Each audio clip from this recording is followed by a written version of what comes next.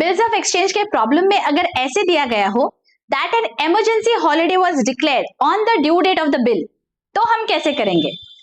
Hello everyone, आज मैं ऐसा इंटरेस्टिंग प्रॉब्लम लेके आई हूं आपके लिए। Question number 9 on page number 290। So without any further delay let's get started. Let's read the problem. On 3rd July 2019, Ravi drew a bill of 12,000 for 90 days after date on Dhruv. So Ravi here is the drawer and Dhruv becomes the drawee, right? Which was accepted by Dhruv.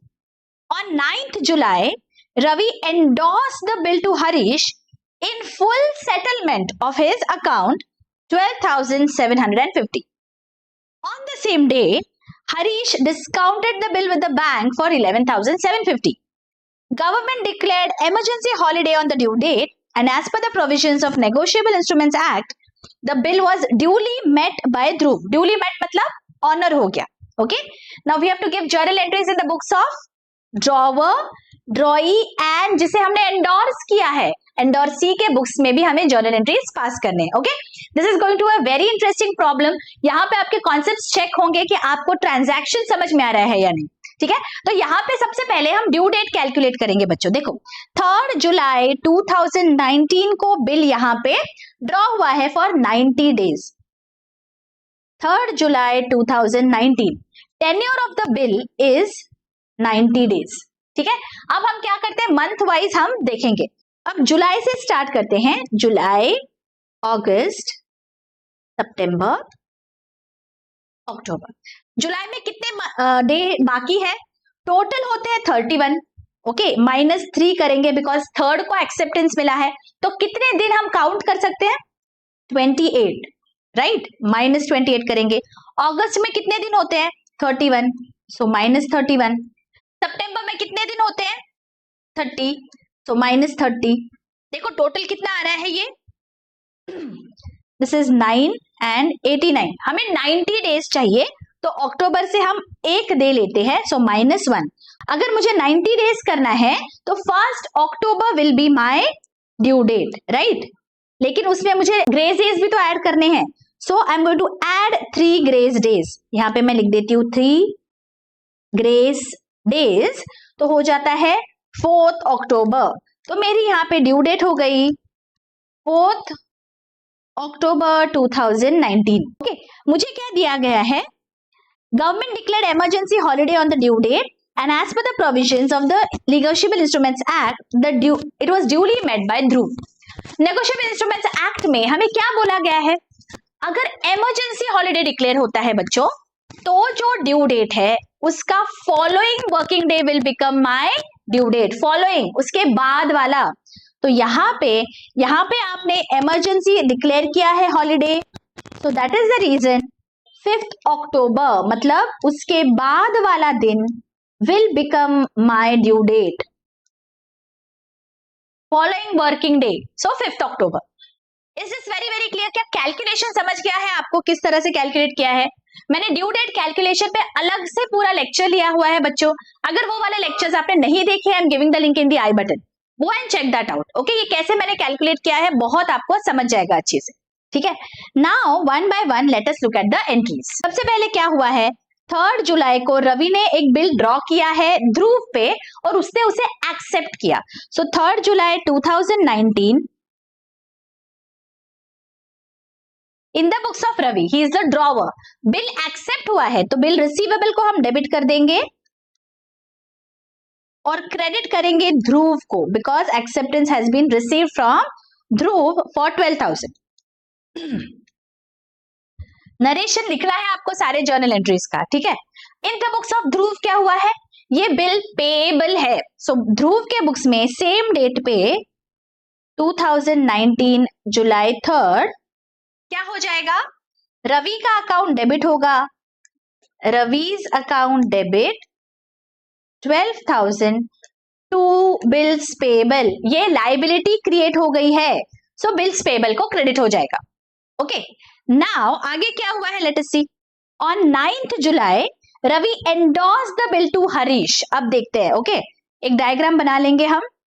How many parties are there, यहाँ पे रवि है, ध्रुव है, ध्रुव के लिए it is bills payable, Ravi के लिए it is bills receivable. इन दोनों में पहले तो ट्रांजैक्शन हुआ और ये बिल्स रिसीवेबल पेबल की एंट्री हो गई।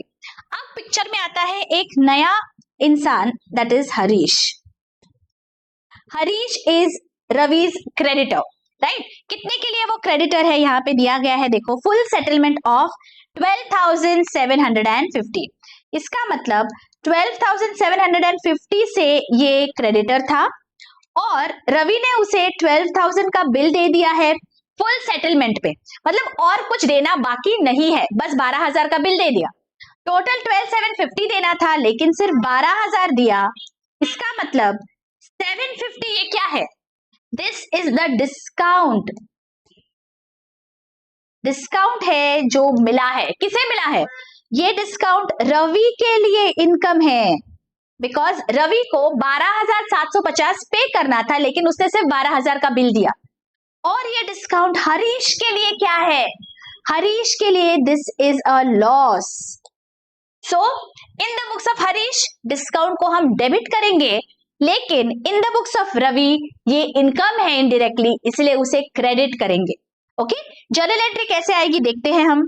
यहाँ पे in the books of Ravi Harish के अकाउंट को हम पूरे अमाउंट से डेबिट करेंगे, बिकॉज फुल सेटलमेंट हुआ है, मतलब अब जो क्रेडिट बैलेंस दिख रहा था वो मुझे नेगेट करना है, तो टोटल अमाउंट से मैं डेबिट कर दूंगी। गेटिंग इट, ये याद रखना है, पूरी अमाउंट से मुझे डेबिट करना है। बिल कितने का है, 12,000 का, सो टू बिल रिसीवेबल 12,000, और ये जो 750 है ये रवि के लिए इट इज अ गेन, उसे कम पैसा देना पड़ा है इसीलिए वो उसे क्रेडिट कर देगा to discount received 750। Getting it? Second entry आएगी in the books of Harish. Okay, याद रखिए हरीश के बुक्स में एंट्री आएगी, ध्रुव के बुक में कोई भी एंट्री नहीं आएगी। डेट क्या है देखो, 9 जुलाई।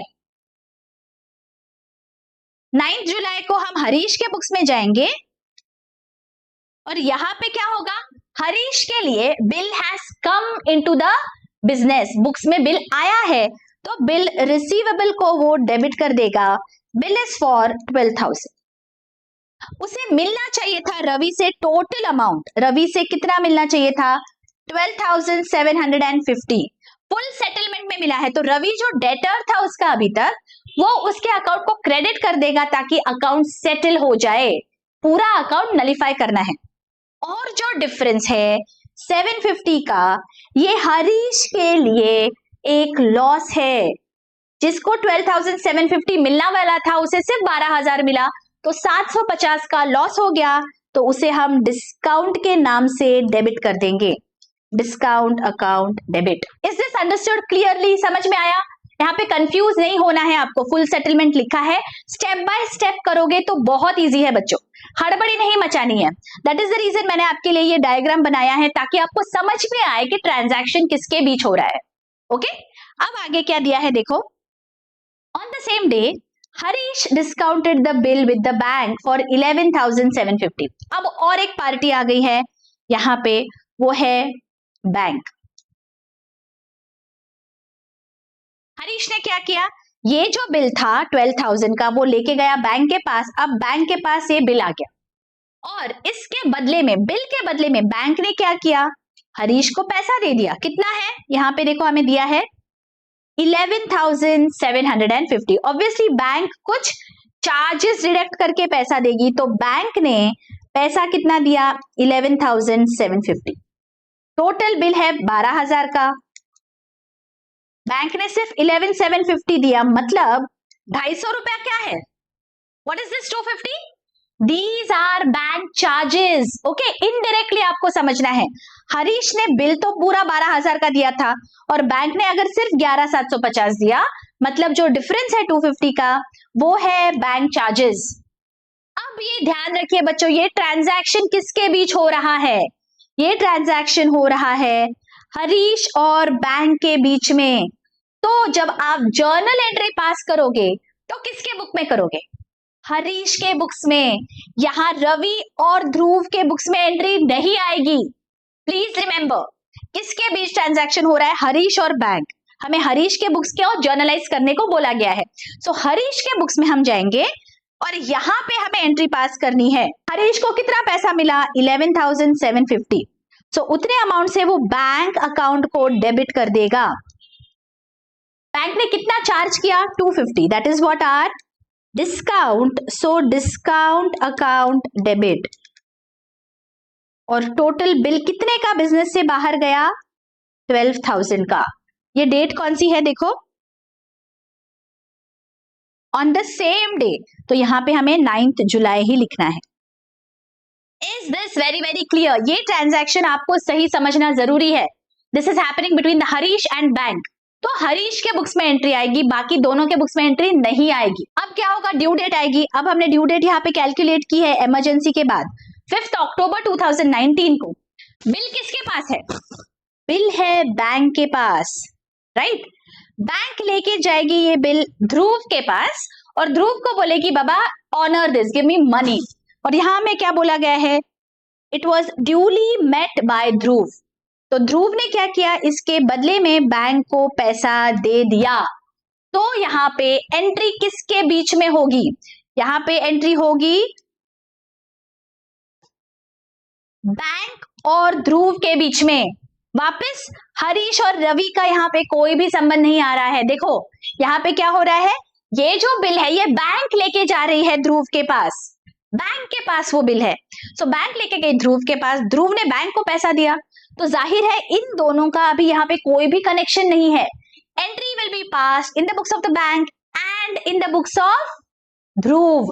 सो ध्रुव के बुक्स में हमें जाना है और वहां पे उसके लिए क्या हो गया है? ध्रुव के लिए एक बिल पेएबल था, जो लाइबिलिटी थी वो उसने डिस्चार्ज कर दी। उसे इससे कोई लेना देना नहीं है कि उसने पेमेंट किसे किया है, राइट? तो लाइबिलिटी डिस्चार्ज की है तो लाइबिलिटी को डेबिट कर देंगे। Bills payable account debit. Okay, 12,000। Okay, don't forget, पूरा अमाउंट वो पे करेगा बैंक को। और क्रेडिट किसे करेगा? ऑब्वियसली पैसा गया है ना। So to bank account 12,000।